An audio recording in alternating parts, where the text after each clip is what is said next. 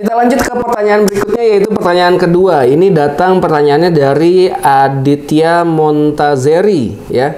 Saya ingin bertanya, apakah proses KPR melalui bank syariah itu tetap dianggap mengandung unsur riba? Padahal bank syariah telah dijamin oleh undang-undang dan fatwa MUI, termasuk akad KPR syariah juga telah dijamin kehalalan juga oleh undang-undang dan fatwa MUI. Nah, ini banyak sekali nih pertanyaan-pertanyaan seperti ini nih. Apakah bank syariah juga masih dianggap tidak bebas dari yang namanya riba? Nah, kita akan dengarkan jawabannya langsung dari Ustadz Dandi. Silakan, Tad. Ya, sebenarnya adanya properti syariah ini adalah kegelisahan kita melihat aktivitas muamalah di dalam proses KPR. Nah, setelah kita sebagai praktisi kaji dan kemudian minta pandangan dari ulama-ulama yang memahami tentang pembahasan muamalah syariah, setelah kita membedah semua fakta yang terjadi dalam konvensional, lalu kita flurkan kepala ulama. Jadi begitu proses terbentuknya konsep properti syariah. Kalau kita mendapatkan suatu yang baru kan harus ada proses ijtihad. Ya, proses ijtihad pun ada 3. Memahami fakta. Ya, jadi fakta terhadap suatu perkara yang baru itu harus dipahami dulu faktanya, dibedah semuanya. Nah, lalu kemudian setelah memahami fakta, mencari dalil untuk menghukumi fakta. Nah, yang ketiga baru istimbat hukum, penetapan. Itu proses ijtihad. KPR syariah KPR konven nggak ada zaman Rasul, maka dibutuhkan proses ijtihad, boleh atau tidak. Cara ijtihad itu ya begitu 3. Kalau salah memahami fakta, ya, kemudian faktanya mestinya ada 10, yang ditangkap oleh praktisi hanya 5, dan yang 5 itu dianggap tidak bertentangan dengan syariah, istimbat hukumnya menjadi muamalah KPR konvensional itu menjadi boleh. Karena tidak membedah fakta itu secara keseluruhan.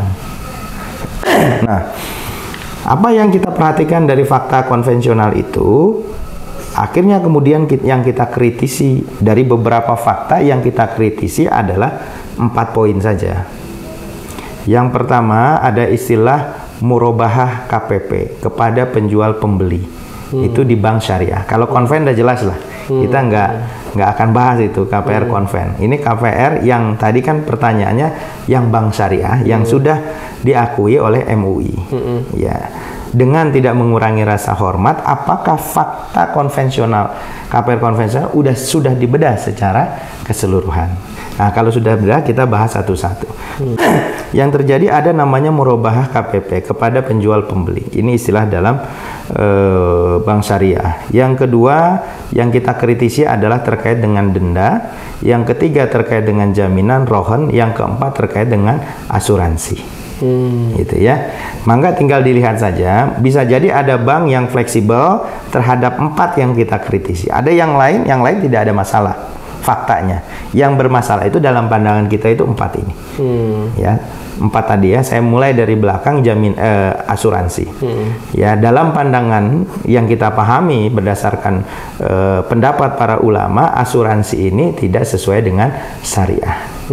Jadi bukan aktivitas ta'awun, tolong menolong, bukan, ya, bukan aktivitas ta'awun. Ketika ada yang menganggap bahwa asuransi ini aktivitas ta'awun, itu berbeda. Itu suatu pembelaan, ya, mungkin ya, pembenaran lah ya. Kita nggak akan bahas panjang, sehingga kita hukumi itu tidak sesuai dengan syariah. Tapi kalau ada bank syariah yang oke, saya juga tidak menetapkan adanya asuransi, ya bagus. Ya, tapi masih ada 3 poin yang kemudian kita kritisi. Yang kalau ini bisa dijawab, ya alhamdulillah. Yang ketiga terkait dengan rohon, jaminan. Faktanya di dalam bank syariah pun, KPR syariah, objek jual beli ditahan. Yaitu apa? Sertifikat. Nah, memang di sini ada khilafiyah dalam pandangan kami. Kalau saya nggak salah, dalam pendapat Imam Hambali, kalau tidak salah ya, pendapat Imam Hambali yang menganggap boleh objek jual beli itu dianggap sebagai jaminan. Ya. Tapi dalam pendapat Imam Syafi'i, objek jual beli itu tidak boleh dijadikan sebagai jaminan. Kang Andi sebagai konsumen, saya developer. Sekalipun lewat bank syariah, itu sertifikat yang Kang Andi beli itu dijamin oleh ditahan sebagai jaminan oleh bank. Nah, padahal Kang Andi merasa terjadi jual beli dengan bank, tetapi sertifikat yang dibeli oleh Kang Andi dari bank itu ditahan oleh bank. Dalam pendapat Imam Syafi'i ini tidak boleh objek jual beli dijadikan sebagai jaminan. Karena apa? Kita tidak bisa menguasai barang yang kita beli. Gitu. Sehingga ada akad yang tidak sempurna karena terganjalnya suatu syarat itu. Padahal kita ingin memanfaatkan rumah kita, mau jual lagi, bisa nggak? Nggak bisa, kan? Karena ditahan oleh mereka. Sertifikatnya masih di sana. Di sana, padahal kan mafhum kita itu terjadi jual beli. Loh, kok dijual beli saya ditahan, sehingga saya nggak bisa memanfaatkan apa yang kita beli. Makanya menurut pendapat Imam Syafi'i tidak boleh objek jual beli itu dijadikan sebagai jaminan. Boleh pakai jaminan, tapi jaminan yang lain, bukan objek jual beli. Bukan objek itu yang diperjualbelikan tersebut ya. Misalnya sertifikat, tapi sertifikat yang lain. Saya BPKB mobil kah, BPKB motor kah, ya, dan lain sebagainya. Baik yang setara maupun tidak setara. Selama penjual itu ridho, ya sudah. Bahkan bisa jadi tanpa jaminan. Nah, kalau di kami tidak pakai jaminan. Dominan tidak pakai jaminan. Walaupun ada beberapa yang pakai jaminan. Itu yang ketiga. Yang kedua, yaitu denda.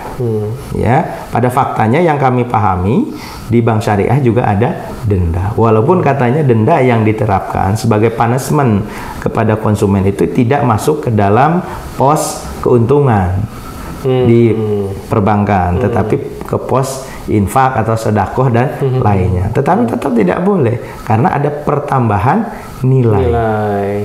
Ya, mau untuk zakat kah, mau infak, ini punishment atas akad jual beli bertambahnya nilai itu riba. Nah, ini yang terakhir yang menurut kita agak berat ya, kemudian bisa dipenuhi oleh perbankan. Nah, apa yang dilanggar dalam murabahah KPP ini adalah ada dalil yang mengatakan bahwa tidak boleh menjual barang yang tidak kita miliki. Saya mau beli barang ke Kang Andi, handphone. Ya, tapi handphone itu sebenarnya belum dimiliki oleh Kang Andi. Kan tidak boleh menjual barang yang tidak dimiliki. Ya, kecuali dengan akad yang lain. Kalau akad jual belinya, barangnya harus dimiliki dulu baru dijual. Nah, dalam murabah KPP itu dianggap bahwa bank syariah tidak menjual barang yang tidak dimiliki. Dia beli dulu dari developer. Lalu setelah beli dari developer baru dijual ke konsumen. Nah, ini fakta yang dikatakan oleh mereka. Padahal kalau kita bedah faktanya tidak begitu. Bank syariah itu tidak beli dulu. Bank syariah itu mengikat wa'ad, janji beli, wa'ad mulzim lah gitu ya. Ada istilah dalam perbankan itu ya. Kang Andi mau beli ke kami, diikat dulu janji. Menurut mereka ini bukan akad jual beli, sehingga bukan terjadi jual beli antara bank dengan konsumen. Karena kan ada dalil tidak boleh menjual barang yang tidak dimiliki. Kang Andi kan sudah menunjuk saya mau beli tipe 36 di perusahaan saya. Nah, disuruh beli kan, bank itu beli ke kami baru dijual. Nah, faktanya tidak beli dulu, diikat dulu perjanjian. Ya, supaya Kang Andi enggak mundur. Nah, itu wa'ad ya, wa'ad mulzim. Kalau perbankan istilahnya saya agak lupa gitu ya. Nah, padahal sebenarnya akad itu, wa'ad janji itu sebenarnya akad. Kenapa? Kalau namanya janji mestinya tidak mengikat. Ya, kalau janji mengikat itu akad. Ya, Kang Andi janji ya mau beli rumah ke saya dan tidak boleh mundur. Saya akan beli. Itu namanya janji yang mengikat. Sebenarnya terjadi akad. Padahal belum ada produknya. Nah, terjadi akad dulu, baru kemudian beli produk, baru katanya dibuat akad jual beli.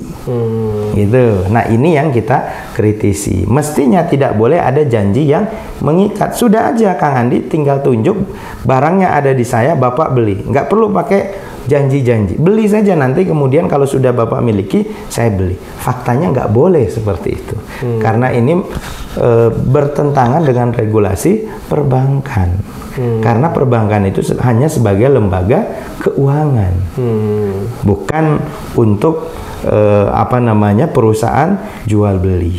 Maka itu pembiayaan saja. Nah itu, ini 4 poin yang kemudian kita kritisi, yang mangga tinggal dilihat fakta di dalam KPR syariah, gitu loh. Nah biasanya yang keempat itu katanya bisa dipenuhi, oke. Jaminan katanya bisa, tapi faktanya tinggal dilihat saja. Kalau ada jaminan, tergantung dia mengadopsi mazhab apa. Kalau mazhab Imam Syafi'i jelas tidak boleh. Yang ketiga terkait dengan denda, tidak boleh, baik mau jadikan infak, sodako, dan nggak boleh. Dan yang keempat ini juga agak sulit kemudian bisa dipenuhi oleh perbankan. Maka ketika 4 ini semuanya tidak bisa dipenuhi, ini menurut kita sekalipun embel-embelnya syariah, ada akad yang tidak sesuai dengan syariah.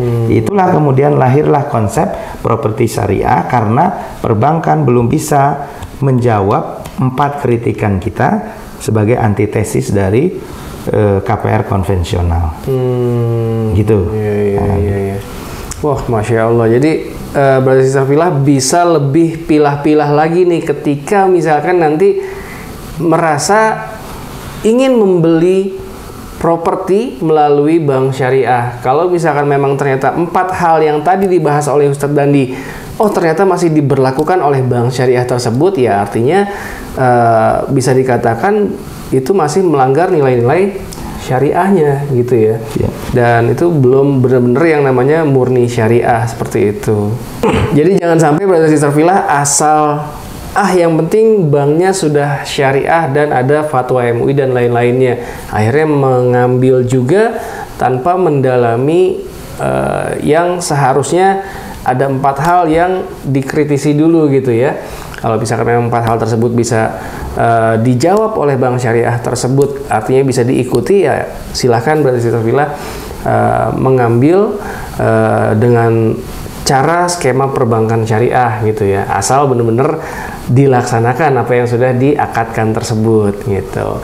Nah itulah dia ya Brother Sister Villa, sementara ini kita baru bisa menjawab 2 pertanyaan, namun insya Allah 2 pertanyaan itu adalah 2 pertanyaan yang paling banyak sekali ditanyakan oleh Brother Sister Villa di kolom komentar channel YouTube Rumah Halal Indonesia. Nah bagi Brother Sister Villa yang mungkin pertanyaannya belum terjawab atau belum diungkapkan di momen Q&A kali ini, Brother Sister Villa bisa langsung aja subscribe juga channel YouTube-nya Ustadz Dandi yang bernama Paham Properti. Karena insya Allah di sana beliau akan banyak sekali sharing, bukan hanya tentang Q&A tentang properti syariah, tapi bahkan sharing-sharing tentang banyak hal yang berhubungan dengan properti. Misalkan mendingan beli properti yang A atau yang B. Nah, beliau bisa memberikan pilihan-pilihannya. Apalagi kalau misalkan sekedar tentang sharing tentang muamalahnya juga ada ya, Tete? Masya Allah. Wah, Masya Allah. Jadi silahkan langsung di subscribe aja setelah nonton ini ya, langsung dicari channel YouTube-nya Paham Properti menggunakan huruf I ya belakangnya ya, Paham Properti. Nah itu langsung di subscribe aja, insya Allah akan memberikan banyak manfaat dari channel YouTube Paham Properti tersebut. Yang sudah menyaksikan video kita kali ini, Ustadz Dandi terima kasih banyak. Sama-sama. Masya Allah, mudah-mudahan ya sami-sami, mudah-mudahan membantu banyak Brother Sister Villa yang selama ini pertanyaannya kurang lebih di seputar pertanyaan tadi yang sudah kita jawab ya. Dan kalau misalkan nanti banyak yang ingin belajar lebih dalam, bisa subscribe channel YouTube-nya Paham Properti, dan insya Allah akan banyak sharing yang bermanfaat juga di sana ya. Insya Allah nanti kita juga akan berkolaborasi lagi dengan Ustadz Dandi di momen-momen berikutnya, karena beliau ini benar-benar bisa menjadi panutan untuk di dunia properti syariah. Proyeknya luar biasa, baik dari yang kelas menengah maupun yang kelas premium gitu kan, dan sudah tersebar di wilayah Bandung ya terutama ya, dan ada juga yang di wilayah Purwakarta. Nah itu dia, kalau misalkan ingin tahu proyek-proyek beliau ada di mana aja, boleh hubungi nomor yang ada di bawah ini. Siapa tahu dari beberapa proyek beliau ada yang jodohnya Brother Sister Villa untuk bisa mendapatkan hunian yang sesuai dengan syariah.